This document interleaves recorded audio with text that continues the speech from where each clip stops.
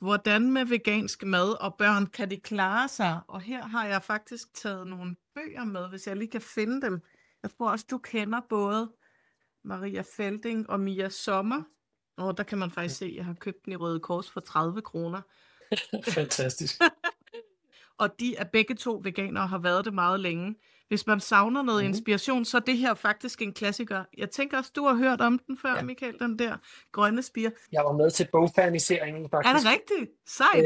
Ja, ja. Ja, Ja, ja. der hvor du og jeg, vi skal egentlig bare vedligeholde vores kroppe, så skal børn jo også tilvækste, altså deres kroppe skal også vokse. Og det gør, at der hvor vi godt kan snyde lidt på vægten, det er mindre hensigtsmæssigt at gøre med børn. Altså, man bør sikre sig, at de får, hvad de skal have.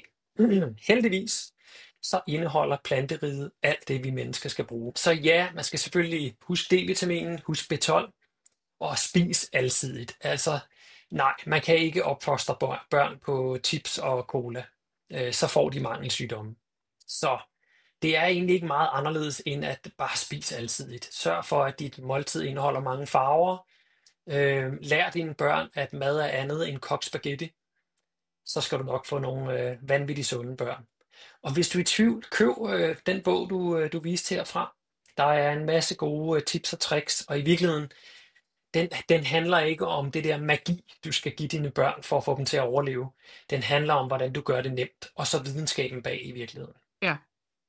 Jeg ved faktisk også, at Dansk Vegetarisk Forening på et tidspunkt, som også har veganere under sig, de havde udgivet en brochure. Der står nemlig ret præcist proteiner og alt sådan noget her, og endda også ammebørn og sådan noget, at man også sagtens kan være gravid og amme, selvom Ja. man er veganer. Ja.